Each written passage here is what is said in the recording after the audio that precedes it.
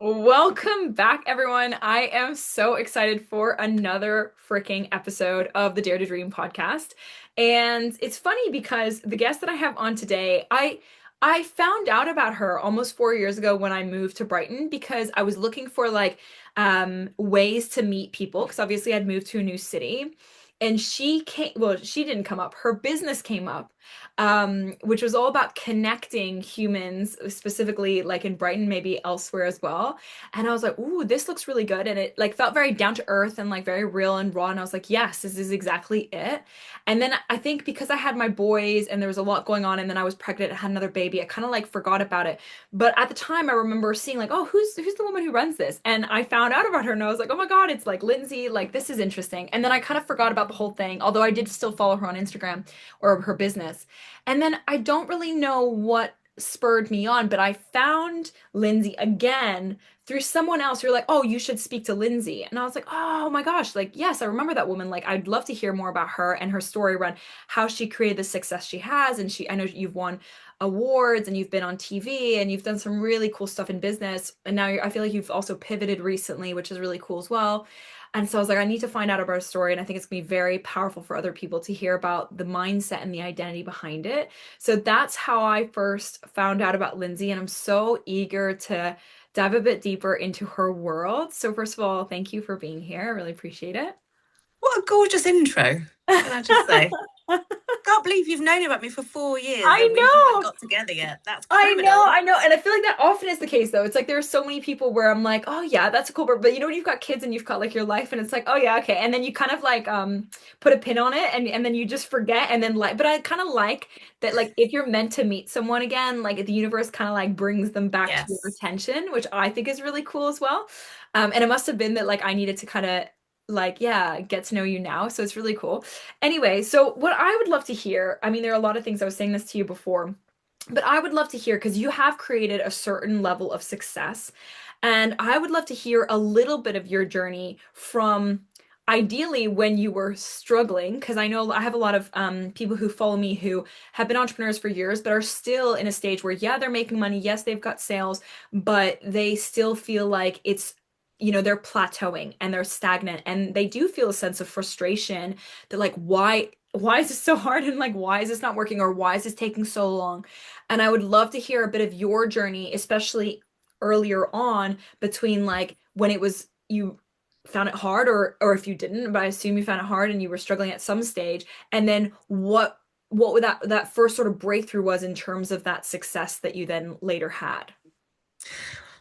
Oh, number one, great question. The thing with my business is I never thought about it making money.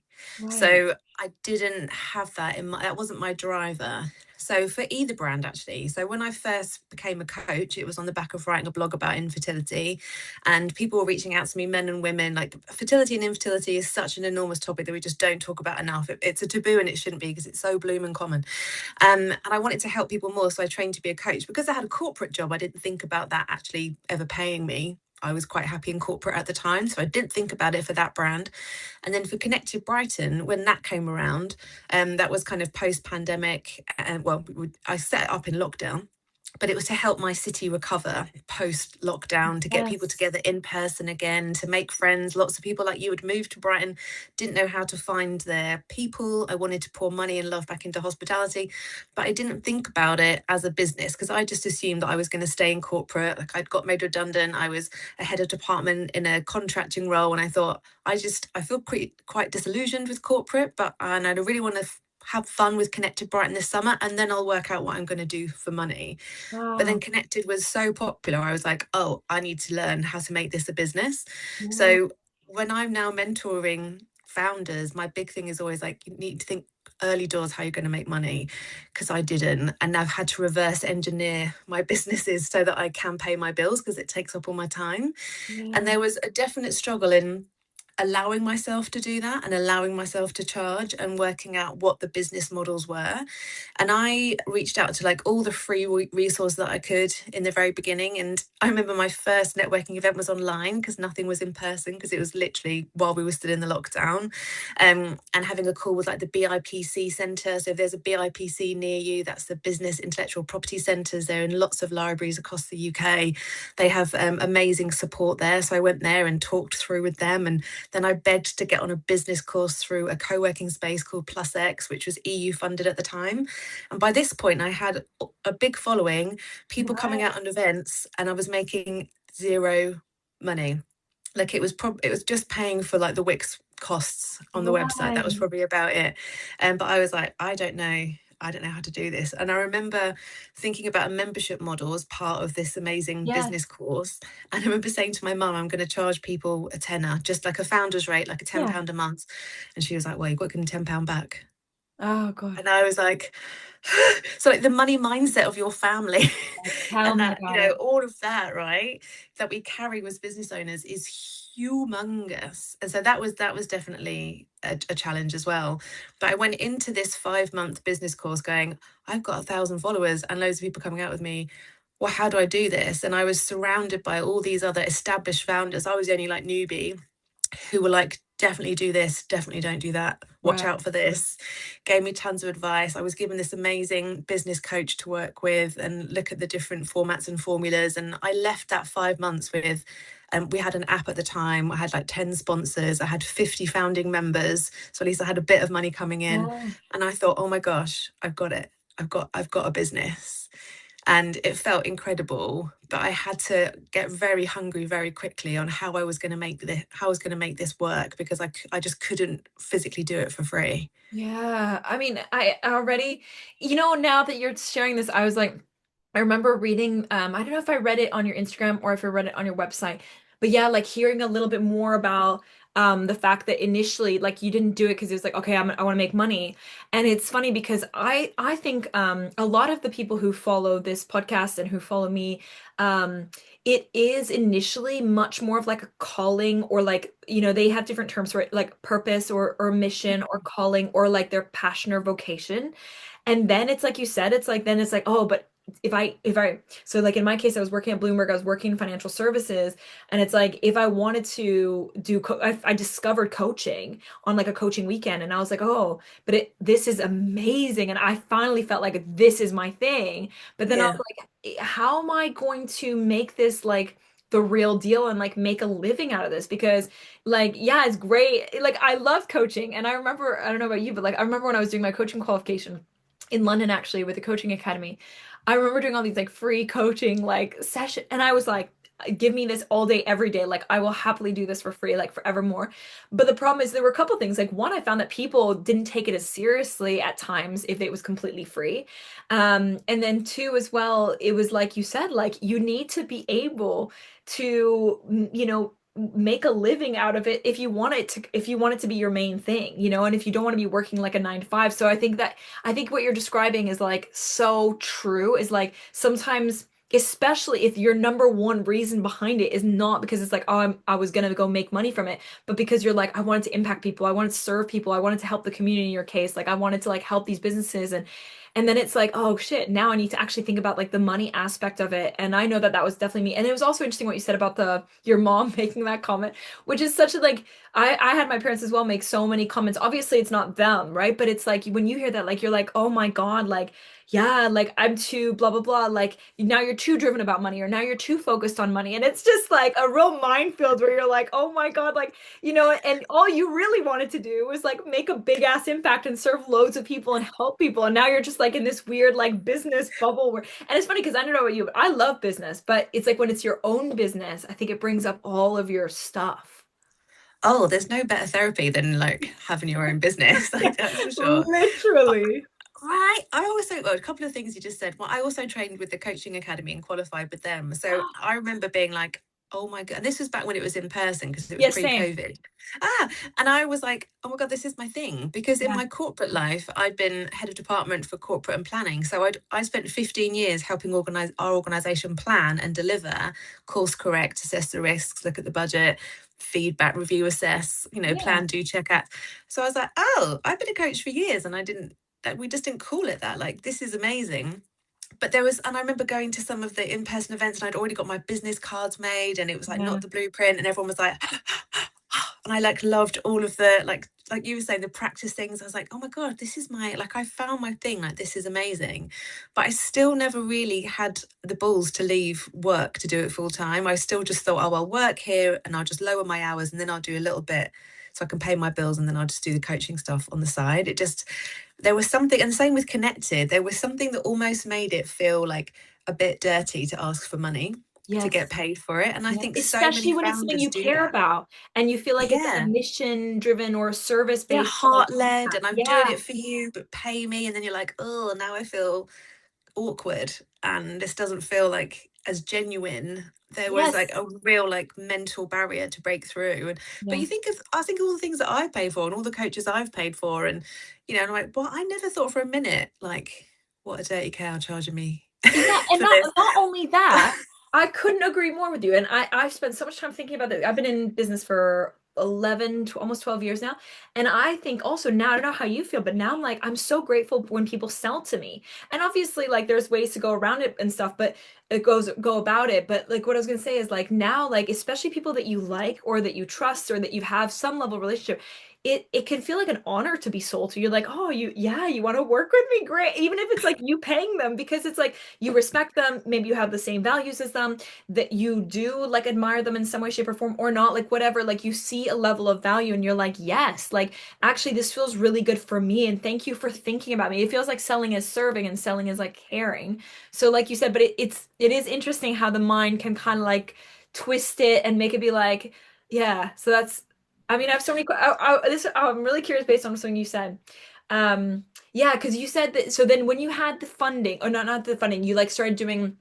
You had a bit of coaching, and you went to these places, and they gave you a bit of like a business coach and so on. Um, is that when you had the awards and there was like recognition in the TV, or was that something that you went for? Like you were like, I need to like get even more exposure and receive more visibility and all that. Is that when you went for that? My visibility journey wasn't really a strategy. I didn't think, Right. right, I need a personal brand, and I need to like win Right. awards, and I need this credibility. It kind of happened, and I learned from it, and now that's what I teach other people, because now I see the steps that I've followed. Right. But from that experience of having that coach, um the amazing Emma Fisher, who runs RWC Consultancy, I didn't know, but that consultancy, every year, all the clients they work with, they put you into different categories. And there's 4 different categories. And so I was in Entrepreneur of the Year, and then I won that. So 2021, I started my business. So December 22, I won Entrepreneur of the Year in my first full year of business. It's insane. And that was an absolute game changer for me. And then I either was nominated for awards, or we entered awards, and we got to be finalist. And to be honest with you, it sort of put the pressure on you when you go to a restaurant and they've Yeah. got like best restaurant 2022, 23, and then Yeah. there's nothing, and you're like, why is there nothing else?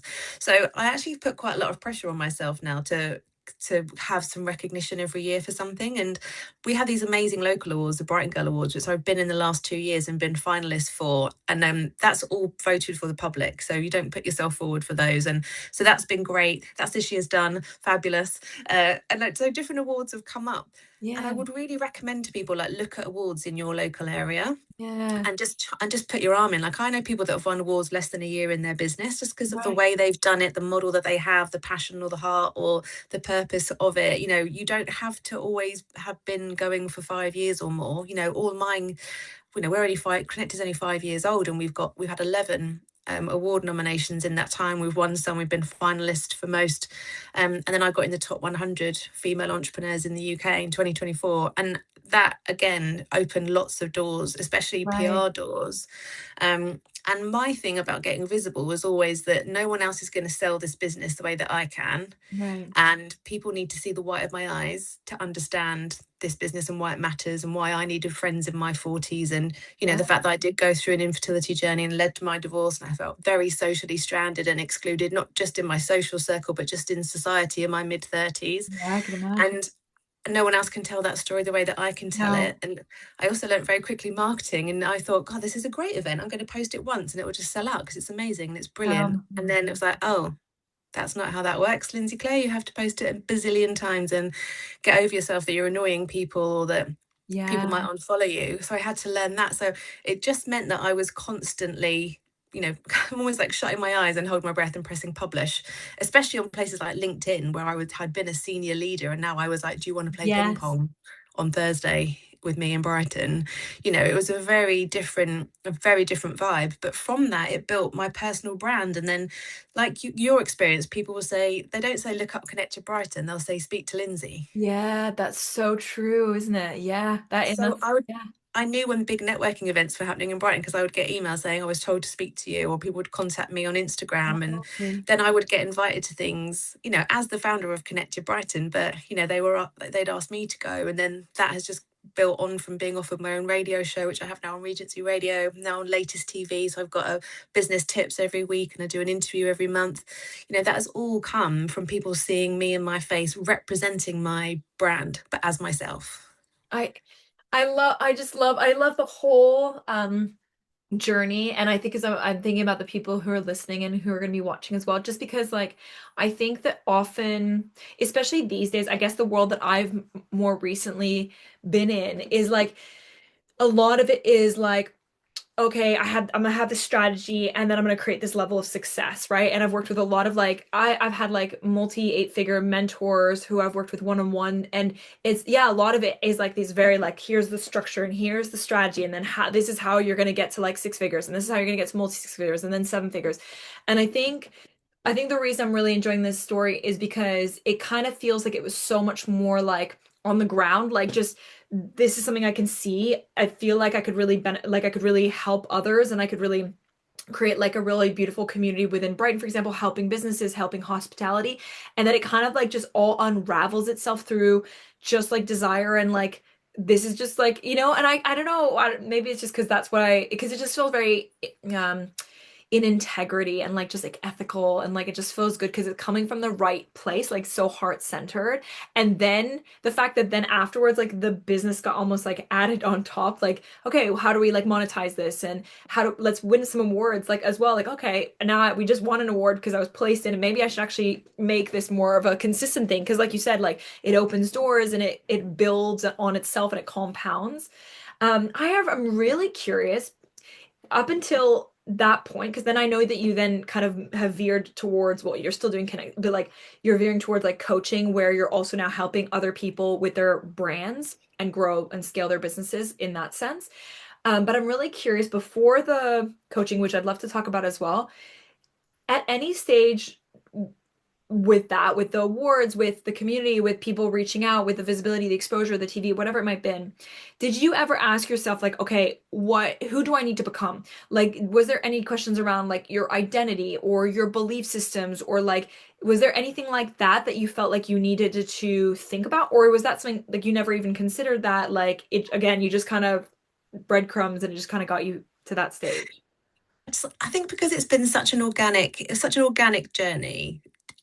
And so there wasn't a big right. I need to work out like what are my values. I've just like I can only be Lindsey Clay. Right.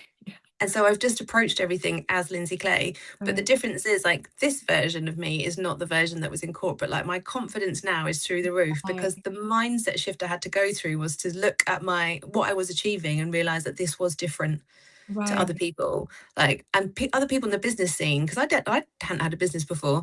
They were like, this is really cool, Lyndsey, like that's amazing, what you're doing is amazing. And I'd always be like, oh, thank you, like humble, thanks very much. Yeah. But I didn't see the value of it. So the Right. mindset shift that I had to go through, I remember being on the phone to someone about Connected, and I was telling them like where we were and what we were doing, and I just suddenly had this like jolt thinking, oh my gosh, if me could hear me right now at the Yeah. beginning of this journey, I wouldn't believe that this is what I'm talking about now, like to this journalist, and Right. about, the number of followers, the number of businesses that we're working with, our brand partnerships. We're sponsored by EDF, and, Yeah. we work with a number of big names now, as well as supporting independents. The love is poured into, the small guy as much as we can. And we're also a business, so we do have to get, multiple revenue streams going. And I've learned to be more open and ballsy about that Yeah. and kind of like own it. But it definitely wasn't. All I've done is the mindset shift to step into my power and recognize that what I have done is exceptional. Like, are there other social clubs? Absolutely. Are there other networking groups? Absolutely. Are there other city concierge services? No, it's just us.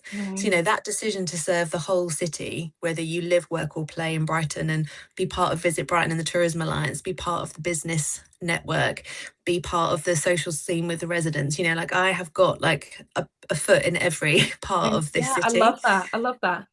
Yeah. But it was just that was a big shift for me, was like, actually I had to be like, it's okay to own it and it's okay to celebrate it. And it But was that took a just, lot.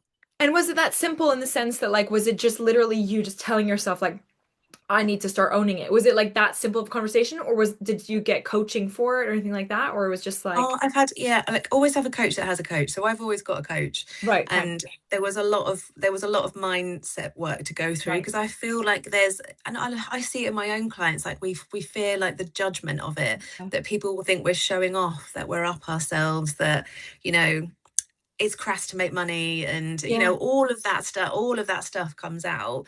And actually I just, again, I had to go through like a different breakthrough, like I did in the beginning, of like, no one can sell this business the way that you can. But also, like, being humble won't scale my business. Like, I want connected to be connected in the city and to be national and to bring the joy that it's brought in Brighton and Hove to other places across the UK, and for the people that run it to change their lives the way that it's changed mine. Like, that's my vision for it, that's what I want. And if I don't own what I have done and I don't shout about it, like, other people now shout about me, which is amazing, but I still need to be a voice in that. Yeah. And I working really hard on my personal brand, which is also part of the coaching and mentoring that I'm doing more now. Because also, people kept asking me, they were like, Right. you're so confident on like, how do you do it? How do you make your reels? Like, your social media is really cool. Like, and how do you do that? Like, what do you press? And I was like, okay, people want to learn from me. Yeah. So why don't I teach them? And so that's where the pivot has come in, to do more. But it also helps me with my personal brand. It means more people see me, because Yes. I joke about being like Brighton famous and 5 Mile famous, but I need to get known in other cities so that they can have a connected in their city, and want to support more business owners so that they can change their life and live their life fully, and dare to dream the way that I did. And if I can enable that for other people, like, that's amazing. Like, my whole brands were built on that infertility and divorce, and Yeah. having to rebuild my life and become this version. And I want to always enable people to be the version that they can be too. Yeah, I love that so much. Like so many things that you said. Like one, I also think like it's so brave and courageous to have spoken about like both infertility and divorce, because they're often, I would say, in our society, like topics of shame. Like a lot of times people Yeah. keep that private. Like they don't mention, let's say, that they've had a divorce, or they don't mention that they've had infertility. And actually, even I just came from like so I home educate my two boys, and like I just came from a home ed meetup this morning, and they were saying, one of the women was like, "Oh, I'm surprised that you and your," because there were like quite a few of us, and I was like, I'm so surprised that you guys are so open about talking about miscarriage. And I was like, oh yeah, I had like so many early miscarriages. Like for me, to be honest, it was something that I had to experience and process. And then I also afterwards realized, why are we not talking about this? Because the more I opened up about it, the more everyone's like, oh, I've had that too. I've had that too. I've had that too. And I was like, we need to talk about this, because it makes it takes away that stigma, and it takes away that awkwardness. And anyway, so I think it's also really cool that really spoke about not just the infertility, then the divorce, but then also what you said, you described not just now with me, but even when I found out about you back 4 years ago, you talked about like loneliness. And again, I feel like that's a topic that still to this day people really shy away from, and don't want to admit. And I understand, but I also like think like, my God, before I met my husband, I remember feeling so lonely in London at times, because I was working in this big job, but I was so tired by the end of the week because I was traveling so much with it, that like I didn't really have the energy and the time to like try and create these new friendships. And then but I felt so lonely at times. Yeah, like that feeling is like probably one of the worst feelings in the world. But again, it's like not spoken about that much. And I think again, people want to be like, oh no, I'm really cool. I've got a big social circle, or I'm really well, you know. And again, it starts from also like school, you know, because it's like the popular person is popular kid Yeah. doesn't need that or whatever. And so I love that you talk about these real topics. And I guess that's the whole point. You mentioned like authenticity. Now with your personal branding, a big value of yours and something that you talk about a lot is like, yeah, authenticity. And I think it does build so much trust because then it's like if somebody's willing to talk about infertility, divorce, and loneliness, like obviously they're telling us the truth because that's, you know, in today's society, that those are topics that people usually are like, like that didn't happen. So Yeah. I think that's really, really cool. And I guess I'd love to hear a little bit more about like that kind of slight pivot. I mean, slight, because like you said, you've kind of been doing it anyway. But when did you decide, like, I do want to do more like mentorship, more coaching around personal branding with entrepreneurs, with female, is it female entrepreneurs? Is it both? Like, tell me a little Yeah, bit. it's both. Yeah, it's everyone. Because I was a coach before Connected. Right, So right. that was always that big driver. And like I said, I was turning up at the coaching academy, my business cards, feeling like a big dog, being like, oh my God, this is me, this is my life. And then, unexpectedly, locked obviously COVID, and Yeah, then Connected Connected, I never dreamt of having a business like that. I just thought I was going to be a part-time coach.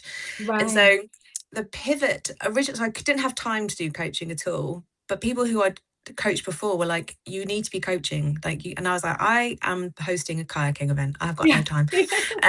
I'm trying to make content for social media.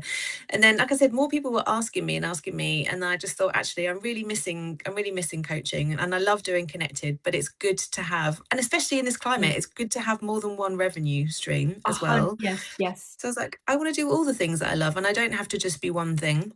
Yeah. In the Kylie Minogue documentary, those of you who watched it, they were giving her a hard time, going, "Oh, you're an actress and a singer. You can't. You need to be one." And that's not true. You can be as many things as you want to be. Just do them all well.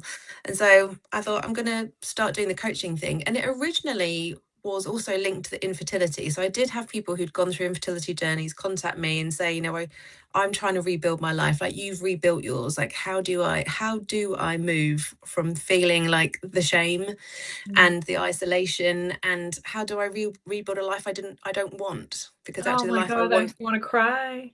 yeah, there are so many.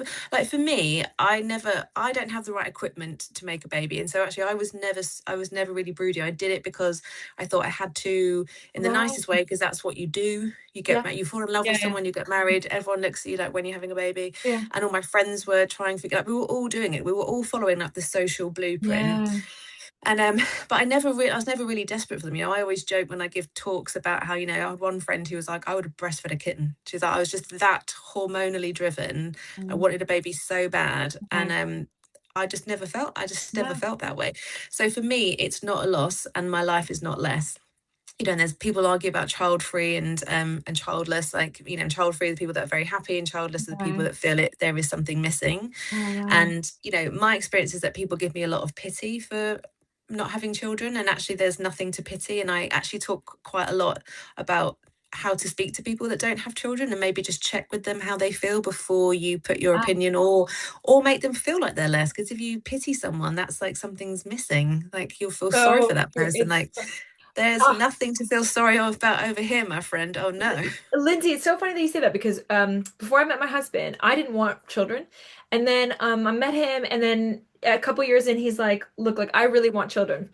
And I was like, like I don't know how I feel like I don't know if I actually want children. And then he's like, "Look, it's a deal breaker for me. Like I like and in the kindest ways. He's like an amazing human being, but he was like, "This really matters to me. It's so whatever important." And I really like sat with myself and I was like, "Okay, well, I think I don't really know what it feels like because all I had the feeling of is like I didn't really like children in general. So like other people's children, I was like, I love adults, I love human beings, but children, I was always like a bit like I just can't connect with them. Like I just it's not like it's like a jigsaw puzzle. It's like not Yeah. working at all. So I was like, I just don't know how this is gonna all go. But anyway, and then I kept like not really being sure, not really wanting it. And then finally, like I think I was 30, 31, and my husband was like, cool, like it'd be great to start because like we never know how long it's gonna take, whatever, whatever. And I was like, okay, like let's do this. And it turned out that I like fell madly in love with my children. I was like, oh my God, this is amazing. But to be very honest with you, if I hadn't had children, I was so happy.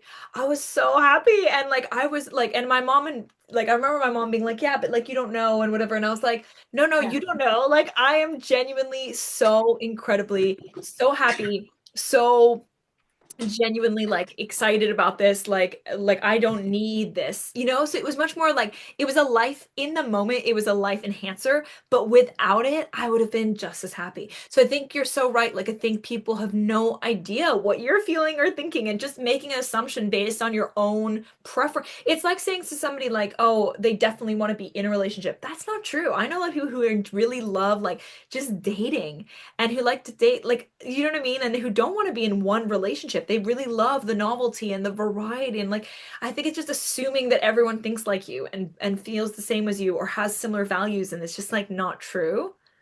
No, and it's such like exactly as your husband was saying, like it's such a big thing, like, and it's an enormous thing. And so I Yeah. remember dating someone after my marriage ended, and then we're talking about children, and he was like, "Oh, I don't mind, like, you or children, it's fine, or a dog, it's cool." And then actually we were together just only a couple of weeks, and he was like, "Actually, this has given me a chance to think about it, and actually, I think I really do want kids." And I was like, "Then Wow. we're not right for each other, and that's great that you know that, Yeah, yeah, like exactly. Because now you don't know that for compromise yourself. it."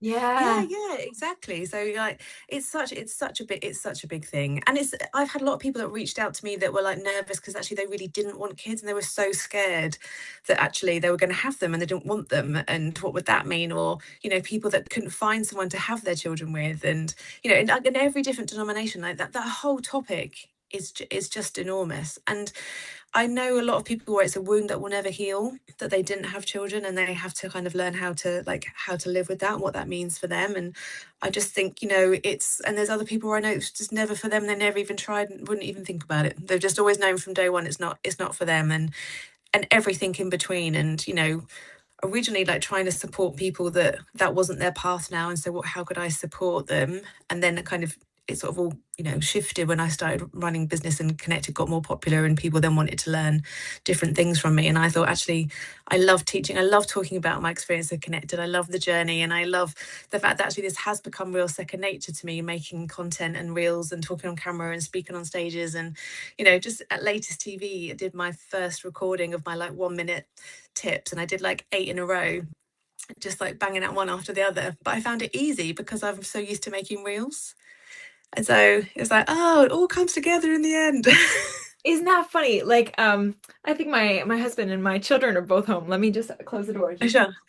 usually they're home a bit later, but they must have gone home for some reason. Yeah, it's a really, really uh oh they're all coming. Usually they're out for school until about 5 p.m. today, but for some reason they're back a bit earlier. Um yeah, like God, I I just think it's so good. And like you talk about, I think again, you talking about this is just so powerful. And also I think as sometimes as well with the business world is people forget that there's so much to a life. It's not just like the business. There's the business, but then there's like everything that goes around the business. And I feel like it all kind of ties together. And I think that's the whole point also of a personal brand is like when someone sees you, they're like, okay, I get a better bigger picture about you, and that also differentiates you, right? So I guess what I'd love to hear from you is like knowing everything that you know now and everything that you've built over the last few years around your personal brand, what would you say, maybe you're just going to talk about authenticity, but what would you say are like one or two of the key things where you're like, this is like an absolute must, or it feels like it's been, even if it's not a must for other people, it's been such a big part of your own building of a personal brand? so obviously authenticity, and I know people are like, oh, authenticity, everyone's just bandying that word around, but it just means just be yourself. Like I always joke about, it's like dating apps. Do you know what I mean? Like if you show a picture from 10 years ago and then you rock up as yourself, like you're going to get caught out. And it's the same thing, if you're putting on a show, especially if you're a service-based business owner, like you're going to work with me. Like if I'm going to coach you, we're going to work together like this, right? So I can't be this jazz hands version, and then when we get on a call, be like a bit moody. Or do you know what I mean? Like you've got to be the same person, and all you're allowing yourself to do is to literally just be yourself. And that might be like a slightly more polished version, because you might want to maybe do your hair a bit more if you're going on the reels. Like I do it from the gym, I do it everywhere, I have literally no shame, because to me my brand has always been about telling you exactly like who I am, what I've been through, and what I'm doing, and why you should trust me if I can solve these problems for you. And so like being yourself is like the biggest thing. I think you don't have to show people everything. People get really nervous about that, where they're like, they don't need to know your deepest, darkest secrets. So, like, the other important thing is when you're telling your story, tell a story. People think they don't have a story. Everybody has a story. You just need to think about what story you want to tell and why it's relevant to your audience. So I've got loads of stories. Like, infertility and divorce are just 2 chapters in a much bigger book. And I didn't want to be defined by them. So I did get to a point with Not the Blueprint where I felt like I was the poster girl for infertility. And actually, I didn't want that accolade. I want to be known as the poster girl for transformation and resilience and visibility. Like, that's the poster I want to claim. So my advice to everyone is always be yourself and tell your story, but remember, you get to choose how you tell it and how you frame it and why. And it is just 1 chapter. Like, you have a whole book and there are more chapters still to come, and you'll tell those stories too. But like, the golden thread of like why you're here and why you're doing what you're doing, make that work for you. Like, leverage that as much as you can, because that's what people will hook onto. That's what will make them know, like, and trust you, want to work with you, or tell people about you. Say, you should speak to Lyndsey, you should speak to Olivia. That's because they'll know something of you. You know, more than ever, people want to know the people they're buying from. Fancy adverts don't do it for people. In a world of AI, people are very suspicious, quite rightly. You know, it's amazing, AI, and it's frightening, I think, in equal measure. And so we need to break through that as business owners, especially solopreneurs or service-based providers. We've got to work out how to cut through that noise. And the best way to do that is by being yourself, telling your story and showing your audience like the white of your eyes. That's what I've done. That's what worked for me. And that's what I mentor other people to do. Oh, I love that. And I think it's the exact message that I even needed again. Like, because it's so funny because I used to, back 10, 11 years ago, I used to coach so much on that. But then more recently, because I've been in the coaching industry for 12 years, I've had so much input in terms of like how you do things and like what's important to put in, what's not important, how the structure, hooks and like what works best. And all those things are valuable. Like, obviously having a great hook, having a great like different camera shot, like all these different things, they are all helpful. At the same time, like you said, I think, it's really important to remember, like you said, that people are buying from another person. Or even like if you think about Virgin, the brand, like everyone knows Richard Branson, like it does really still link up with like the person. Even in like Facebook, you think about Mark Zuckerberg, like it's crazy. Even massive companies that you would think like, oh, nobody would think anymore about the founder, but like look at Apple and Steve Jobs, like you still think Yeah. about the people. So it's like you say, like I think sometimes it's like we're trying to mold ourselves to try and be successful, or trying to get whatever the result or outcome is, as opposed to being like, I'm actually here to impact, I'm here to serve, I'm here to add this value. And actually the most powerful thing would just be yourself. Like you said, like with AI, no one can truly like replicate you, because you're always going to have that new idea, that new way of being, or that new sort of um frequency that like AI cannot, they can only copy afterwards, right? Whereas you have like the innovation, the novelty then and there. But like, yeah, I think that is so needed to hear. And also it just makes it so much easier, right? Because then you don't have to be like, you can just be yourself. But I think that in itself can be hard, because like you were saying in the very beginning, like how, people asking you like, how do you get on Reels? How do you get so confident? Because it's like, it's being willing to show up so vulnerably and be so yourself, and believing that that's enough. And I think people do struggle a little bit with that. It's like we were saying about, this is the greatest therapy you'll ever have, because, the fear of, although we're like ego driven Yeah. animals, humans, like, we are the center of our worlds, we are the star of our movies, everything is about us. But then when it comes to getting on camera and talking about your Yeah. business, your service, your story, people freeze, because then it's the fear of judgment. So then actually it's a danger, Yeah. because we survive in a pack. What if you get rejected? What if you get rejected by the pack? Like, then what happens? And so it is really normal for people to get worried about it. And I always try and give like some top tips to people about when they're first getting on camera, which is movement is a really good one. I'm Yes, famous for definitely. walking around. I even walk around my house, like just going up and down the stairs, and I'll Yeah. I'll talk some games to camera, because it will stop me looking at like my wonky eye, or the fact that I forgot to put my lipstick on, or all of those things. Because actually, all that really matters is what you say. And that's the other thing. As much as we get so worried about what people think of us, they don't think half the things of us that we No, they think don't. about ourselves. Like, they're really not that bothered. They're just worried about what we're saying. you know, And like what someone, how it affects them, right? What's in it for yeah. them? Hmm. Yeah, what is in it for them? Like that's the thing for all humans. We're like, this is great. And I always like to say, think of the people that you follow that you really like, and what is it that you like about what is it that you like about them, and how do they do things? You know, Mm. what makes you want to follow that person, and then think about why your audience are following you, because they're inspired, motivated, they want to learn from you or work with you, or you know that whole thing of like just even learning from someone, or or you're entertaining them. You know, the amount of accounts that we'll be following on all the socials just because it makes us chuckle. You know, we're not going to buy anything from that person, it just makes us laugh. You know, and they might have brand sponsorships and that's how they're getting their money. Or actually there are, you know, coaches and mentors that you kind of want to work with one day that, you know, you're just sort of stalking, lurking linders, you know, who are like, oh, one day Yeah. I'm going to learn from them. But it's all different parts of your audience have a role. Like with Connected Brighton, for example, so we have like tons of followers on across different platforms. We reach sort of between 60 100,000 views per month, and there's some of those people that are never going to come out with me because they don't need to come out. They might already have their friendship circle sorted, or they might not have the budget, they might not have the confidence, whatever the reason. Like they're never going to come out. There's another audience that are going to come out at some point. There's an Yeah. audience that are going to use the brands that we promote, and that's what they're interested in. Yeah. And then you've just got some voyeurs that just like to know what's going on and Yeah. having a lovely time. And that, but they're all such an important part of the pie. Yeah.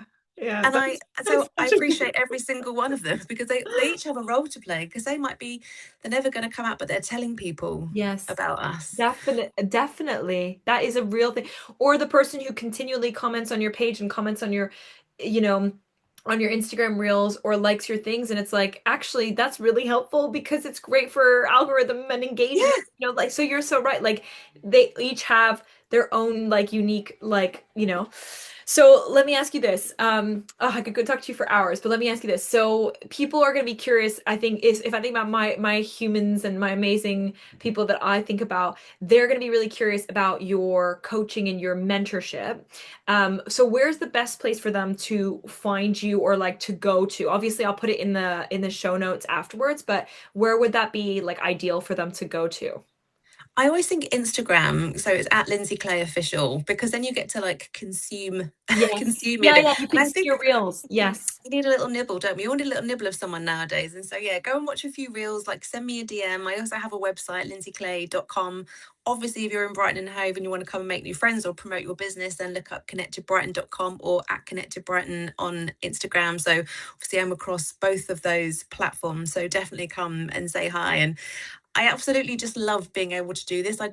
I have such a lovely life doing lovely things with lovely people. Like I always say, it's good to be good and it's nice to be nice. And that's how I've kind of built the work that I get to do. And it's just, as you know, being a fellow coach, you know, getting to have an impact on I someone and be a know. positive part of their journey. Like I remember after like the divorce and infertility thinking, and when I started writing the blog and I was like, oh, I need to do something with this. I want to do something positive.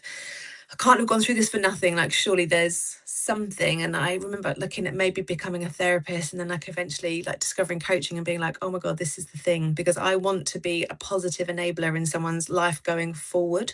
Like, Yes. I want to be the Yes. person that helps you get from A to B rather than like looking back and working out like, why are you like you are now? It was like, Yeah. no, I want to be able to like have a role Yeah. in making people's lives better, because that's what I've done, you know, that's what I've done for myself. And to be able to role model that, you know, life can get better. Like plan B can stand for brilliant, not bugger that didn't work out. You know, there's so many more options for us now than more than ever. And especially I think since COVID, people want to live life. I know that was like 6 years ago, but it still has such an enormous ripple on it, on people. And yeah, it's never too late is another thing. Like most of my clients are over 40. I think there's something extra that comes when you're trying to build a business at that age, that you do worry more about social media and keeping up and trends and reels and all of those things. And we all get to do it in our own sweet style. It's just having the confidence to do it. And I'm thrilled that I can help people to do it and find that confidence. Oh, I love it. I love it. I can't wait for everyone to like get to know you, and I'm so glad I got a chance to get to know you as well. It's just amazing, and I'm excited. I feel like there's a lot to come. I feel like you're just starting, like even though you've already Yeah. created a lot of really amazing things in your life and your business, but I like it'll be really cool to follow along on the journey. Amazing. Well, thank you for being here, Lindsey. I really appreciate it. Thanks Um, for having me. So lovely to meet you. I look I forward to meeting you IRL now because we're in I the same know, yes, town. absolutely. I would love to. Amazing. Well, so what I'll do is everyone who's listening, I'll make sure to pop those in the notes. So look below if you're watching this on YouTube. Obviously, if you're over on Spotify or iTunes, just come over on YouTube and you'll find all of the extra details that you need as well. And this was such a pleasure, and I Oh, cannot thank wait you. to see all of you guys for the next episode on the Dare to Dream podcast. And I will see you all very soon.